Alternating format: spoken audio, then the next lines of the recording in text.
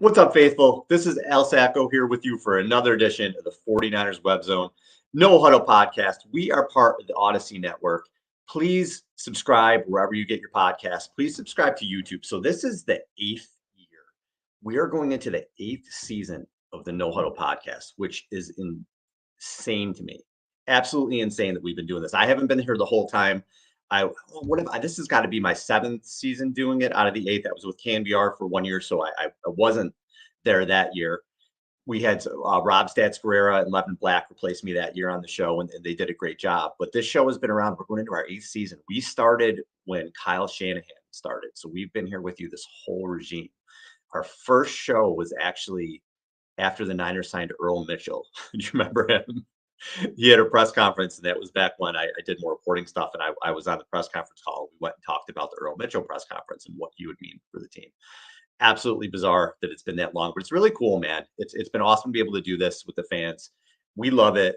And 8 years, this is the first year. So obviously we've been a podcast. We've done some things here and there on YouTube. The show has never been simultaneously on YouTube as it has the same time being the podcast. And this year we're doing that. If you've been listening or paying attention, you know we started with YouTube doing it consistently, maybe about a month and a half, 2 months ago, and it's gone okay. We're still kind of trying to figure it out, but you can watch us on YouTube. You can listen to us on the pod. You can do both. If you're a fan of the show, subscribe to the pod, subscribe to the YouTube station, and whatever you're in the mood for. You can watch us, you can listen to us, but it does help us, and we appreciate you guys. So subscribe, if I could pronounce it. All right. Some news, some great news, I think, if you're a 49ers fan, and that's that the team re-signed Jauan Jennings to a 2-year deal worth up to 15.4 million with 10.5 million guaranteed. So Jennings hadn't signed his restructured tenure. So this is basically a new deal starting this season. And that guaranteed money assures that he's part of the equation for the next 2 years.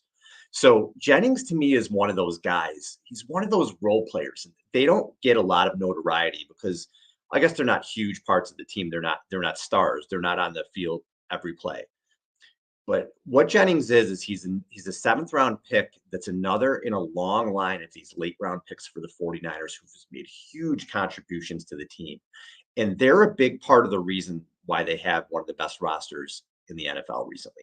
These late round guys that they've been able to bring in, like a Jennings or a Lenora, Hufunga, these guys that they've brought in late and have contributed. That's a huge part of why any teams need role players. Your Debo's, your Ayuks, your Kittles, your McCaffreys. Yeah, you need those stars too on offense, but you need guys who are going to make the tough catch, guys who maybe the defense isn't keying in on, and it's 3rd and 8 and they make that huge play to move the chains. And we know if you're 49ers fans, you know that Jennings' nickname is 3rd and 1 because of all the clutch catches he's made on third down. But he's just been so much more than that as a player to me. So number one, he's a great teammate. He puts the team first, and he's not afraid to do the dirty work. And we know Kyle Shanahan loves him because he's a great blocker, and he takes pride in that part of his game. And Kyle wants his receivers to block. You remember a couple, 2-3 years ago, Brandon Ayuk was in the doghouse earlier in the season. And part of that, I think, was because Kyle wanted to see more from him in the run game, blocking. And if you remember in the Packers playoff game, when Jennings blocked Jair Alexander into the Gatorade buckets, I came across this quote when I was researching some stuff with the Jennings contract, which Shanahan said after that game. So he was asked about the Jennings block, and Shanahan said, what he did on that, taking the guy into the Gatorade, that's what he does every play at practice. Our defense tried to fight him all last year because they thought he was going above and beyond. And then the next day in the meeting, I had to show them that he does at every single play, and it's not personal. This is just how he blocks. He stops after the whistle. He drives into people. He puts his hands and face into people and never stops. And when it's over, usually goes back in the huddle. But usually people take it personal, but it's not personal. It's just what he does. And that's a huge part of the 49ers identity. The 49ers are scrappy. The 49ers receivers are blockers. They're not afraid to get dirty. They're not afraid to go downfield and block. And when you look at the years of the glory years with Montana and Rice and Taylor and Craig, I saw a highlight not long ago. I was watching a Roger Craig highlight, and it was a long run by Craig. But one of the things I noticed was John Taylor was downfield just absolutely blocking his ass off. And Jerry Rice wasn't afraid to block either. And it's, when you have guys who are prolific like that, who are not afraid to get their hands dirty. And Jennings is that kind of dude, man. He really is. And he's going to be a huge piece of this team moving forward. And his numbers, well, they don't jump out at you because again, he's been more of a role player. He normally only sees the field on third down. So if you look at his career, so in 2021, he had 38 targets, his rookie season, 38 targets, 24 catches, 282 yards, 5 TDs in 16 games. A lot of TDs for only 24 catches. 2022, he had 56 targets, 35 catches, 416 yards, and 1 TD in 16 games. Last year, only played 13 games, 33 catches, 33 targets, I should say, 19 catches, 265 yards, and 1 touchdown. So overall in his career, in the 3 years, he's had 127 targets, 78 catches, 963 yards, and 7 TDs. But he's been clutch with a lot of big catches to extend drives. And not only that, when you're with the 49ers, regular season stats are great. But what do you do in the postseason? Because this team, especially in the Shanahan era, they play a lot of postseason games and they win a lot of postseason games. And I know we're still waiting for that title, but the Niners are still a team that counts on guys to make big plays in the postseason. And I always say with this group, I know that they don't have a title, but you still have to be a special group of players to continually win in the postseason. Winning in the postseason is hard, even if you have a talented team. Ask the Ravens, ask the Cowboys, ask even the Bills to an extent. They have these talented teams, they have these really good quarterbacks, but they can't win in the postseason. The Niners have been able to win in the postseason with mediocre quarterback play and now very good quarterback play from Purdy. But with Garoppolo, they weren't getting, they only throwing for 150 yards a game and still winning all those postseason matchups because they have special players. You just don't replace special players like that. When you have a clutch player who listen, it's the playoffs. Is he going to step up? When you have those guys, you have to keep those guys in the fold because they're not easy to come by. Again, as some of these teams who ring off 10, 12 wins every year in the postseason, but then every year in the regular season, but then in the postseason, maybe they get a win, maybe, but there's been a lot of disappointments. So Jennings has this past year, he had 13 targets in the postseason, 10 catches, 111 yards, and 1 touchdown. He had 5 catches for 61 yards in that game against the Packers, and we know about his Super Bowl game. 4 catches, 42 yards, 1 TD, and the 21-yard TD pass. He probably would have been the Super Bowl MVP, especially if they completed the pass in overtime. That would have been another touchdown for him. It's hard to imagine that he wouldn't have been the Super Bowl MVP. And if you look at what he did versus the other wide receivers, so again, he had 10 catches, 111 yards, and a touchdown in the Niners' 3 playoff games. Kittle had 8 for 112 and a touchdown. Ayuk had 9 receptions for 149 yards and a touchdown. And Debo was 13 for 146 with no TDs. So Jennings' production was right there with the other receivers. He was used kind of as much as those other receivers. They had more targets, but Jennings caught 10 of those 13 targets. So when you look at that final line, when you look at those final stats, Jennings was a huge part of that postseason run. So this was a great signing to me for them. And now, what does it mean for the future? I saw some things where they were like, oh, well, what does this mean? What does this mean for Debo? What does this mean for Ayuk?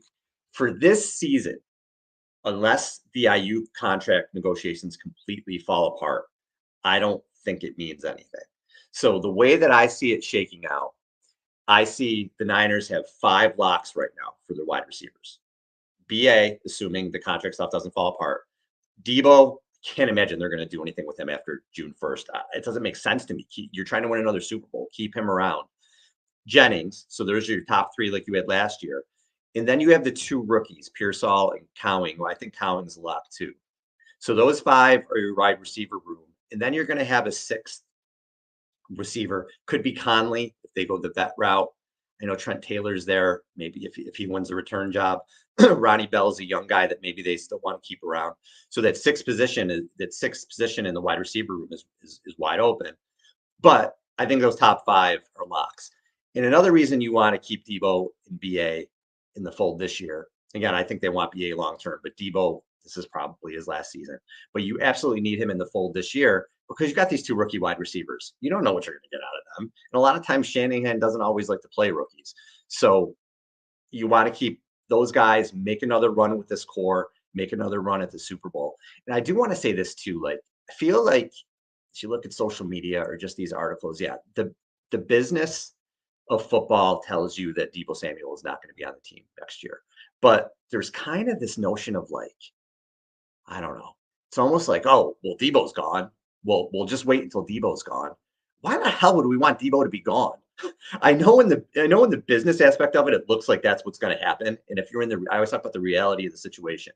If you're in the reality of the situation, this is probably Debo's last year. But can we appreciate what Debo Samuel's done for this team? Can we appreciate that Debo Samuel, when the Niners were 3-5 in 2022 and looked like their season was over, can we appreciate what he did for this team? Can we appreciate that he was one of the best players in football at that point, that he put them on his back? Sorry, was it 21 or 22? Sorry, I forgot the year mixed up. But Debo was unbelievable. 1,495 yards, just plays where they would throw him screens and he just runs 80 yards. The game against the Bears, when he took that third in forever and ran inside the 5-yard line in his own deep in his own territory, that changed the season around. Debo put his team. I know he didn't have a great Super Bowl, but there were many occasions where Debo put the team on his back. So I know that he's not as likely as last season, but can we stop with the, oh yeah, he's gone? How about we're like, thank God we have him for another year? And maybe we could make a run at a Super Bowl, because Debo has absolutely earned the respect of 49ers fans, regardless of what happens from here on out. It's a business, and the Niners have to make some decisions. And the only way I can see Debo around next season is if this Ayuk thing completely falls apart and the Niners have to make a move. I don't foresee that happening. We've been through this in other off seasons. We went through it last year with Bosa. I think the Niners want to get it done. I think Ayuk's team wants to get it done, but it could take a while, and it could take into training camp, because Ayuk is going to want to get closer to Amon-Ra St. Brown than Nico Collins. So when you're looking at average year salary, he's going to want to get closer to 30 million than he has 24. And I don't know if the Niners are going to go up to 30 million. So there may have to be a compromise in there. And when you look at the amount of targets, again, where he was 37th in the league in targets, 36th in the league in targets with 105. So they're not a team that throws the ball a ton. They haven't been a team that's gonna, like a CeeDee Lamb, are gonna get 180 targets a year. That's not Ayuk's role on the team. Could it change next year if they pay him big money and Debo goes elsewhere? Yeah, you could see more targets for him, but that's kind of not the way the Niners are built. So it'll be interesting to see how it plays out. But I do think it's an upset if they don't sign Ayuk long term. It would really, things would have to fall apart for that. Now, I don't know if you guys knew this or not, but the 49ers are set to gain $18 million in the salary cap after June 1st. So these additional funds are going to become available to them once the release of Eric Armstead is officially complete. So they released him during free agency in March, and the money is going to hit for them in a post June 1st designation. What can they look to do with this money? First and foremost, the first thing that pops in my head is they have to start thinking about extensions. We know Brandon Ayuk, it's big news. That's all anybody's been talking about. But there are so many players on this team that they're in the last year of their contract that you got to make some decisions on. Dre Greenlaw, assuming he comes back as Dre Greenlaw, you're going to want him around for a while. Aaron Banks, are they going to guard? Money's insane right now. So if they let him go, I understand that. Niners aren't a team that usually pays guards. They tend to find guards. We have Pooney that they just brought in, so he could be someone that's expendable.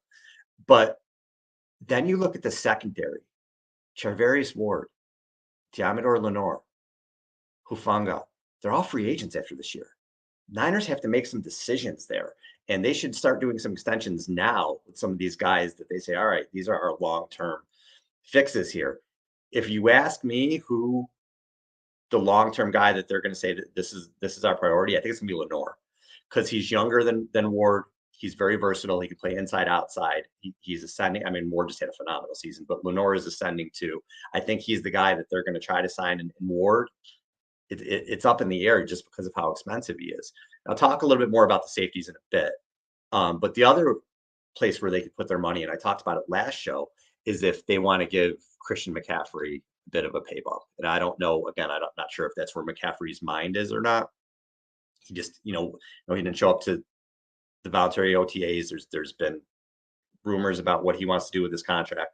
So not sure where his mind is on that. But if the Niners do say, hey, we're going to give you a bit of a pay bump in 2024, some guaranteed money in 2025, they could maybe use some of that money for the raise this year.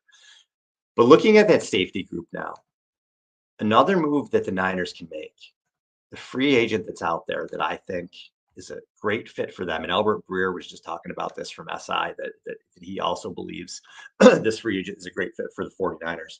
Justin Simmons, the safety, who's a four-time second-team All-Pro. He's 31 years old, so it'd be a short-term fix. But he has 30 career interceptions, and he just led the league in 2022 with 6 interceptions. He had 3 last year. He was actually with Brandon Staley with the Broncos in 2019 when Staley was the outside linebackers coach. And that was the year right before he got the Rams DC job. So why do the 49ers need Justin Simmons? If you look at their safety depth chart, it's worrisome to me.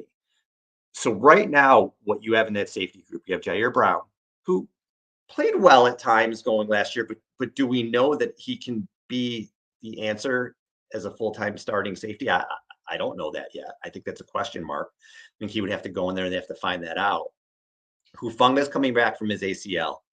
There's rumblings that we've heard that maybe the Niners don't view him as a long-term fix. He was slow to begin with, and now coming off an ACL, is that going to hurt him? They're not going to really know that till they see him on the field. Now, the Niners defense was better with Hufanga on the field. And I know Hufanga didn't have as good of a season last year before he got hurt as he did the previous year. But the numbers say the Niners are better when he's out there. We'll see how that works this year. Have to assume those two are the starters right now if Hufanga is healthy. Other than that, you have George Odom, who's a core special teams guy, but he's a special teams guy. And you have Malik Mustafa, who they just drafted. Now, I like Mustafa a lot, and I think he's going to be a player, but is he going to be a player this season? Again, we know Kyle likes to bring the rookies in slowly. He did with Hufanga. So not sure there. Another thing to consider is with Dre Greenlaw hurt and Brandon Staley overseeing the defense. I know Nick Sorensen's the coordinator, but it seems like it's going to be Brandon Staley's defense. Believe you're going to see a lot of 3 safety looks from the Niners. One player that you have to consider with that is Ezekiel Turner, who they signed from the Cardinals, who he's listed as a linebacker, but he's smaller and he played safety with the Cardinals too. He could come in and play in that 3 safety look, in that pass coverage look as well, if the Niners decide to go that route. So that's right now what you're looking at in the safety room is Brown, Hufanga, Mustafa, Odom. And then depending on what they're going to do with Turner, he'll be listed as a linebacker, but maybe he could be that linebacker kind of, I'm a linebacker, but I'm a kind of a hybrid safety type thing. And they'll play him there on passing downs. But again, the Niners aren't a team where you're saying, oh, I hope we can make playoffs this year. I'd like to win the division. It is Super Bowl or bust. As long as they have this core here, it's Super Bowl or bust. So to me, that safety group is a little bit worrisome. If Hufanga doesn't come back, he's not Hufanga, or he takes a step back, that's a huge blow to them because you got the rookie. And again, you have Odom, who's more a special teams guy. And Jair Brown's a huge question mark. Played well in the Super Bowl, made some big plays down the stretch last year. I thought he improved. I feel better with Justin Simmons in there. Bring a vet in, former All-Pro, Pro Bowler. You have this team that's looking to win the Super Bowl again this year. You got to bring in a guy like that. You have the money. And I don't think Simmons is really in a rush to make a decision. He's kind of been waiting. But right now, the Niners, I think, should put full court press on him. Seen some things, too, where there's interest with the Rams. You don't want him to go to the Rams. The Rams are a team that kind of scares me a little bit this year. I know the defense is figuring it out. They could have some issues there on defense, but you put in a guy like that, don't give them pieces on defense to get better because I think their offense is going to be really good this year.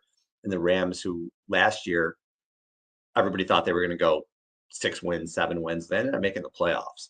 And this year, I really believe they're going to be right there with the Niners. If they stay healthy and Stafford stays healthy, they're going to be in the 10-11 win range and be there with the Niners for the division. So don't let the Rams go and get Justin Simmons, please. If you're the Niners, go out and get Justin Simmons, add him to this defense, which, everybody thinks the Niners defense, like, oh, it's the Niners defense, it's going to be great. I do have some concerns this year with the defense. I just mentioned the safety group. The corners I love. I love Lenore. I love Ward. We'll see what Green does. Yadam, I heard, didn't have a great practice the other day, but again, I wasn't there. It's just what I heard on the internet. We'll see with Yadam. He had a really good year with the Saints last year, but I like their corners. I worry about the linebackers if Greenlaw can't get back on the field soon. Um, Campbell wasn't great last year. They brought him in from Green Bay. We'll see how he does in this system. But other than Warner, that worries me a little bit. Bosa's Bosa.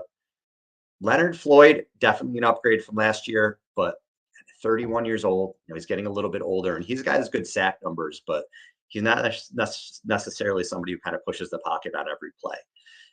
With Bosa on the other side, he'll get less attention. Maybe he'll be able to. We'll see, but definitely an upgrade at the end. Gross Matos, we don't know. We don't know what he's going to be. And I am worried about the run defense in the interior. Hargrave is not a run stopper. Malik Collins, I like that pickup.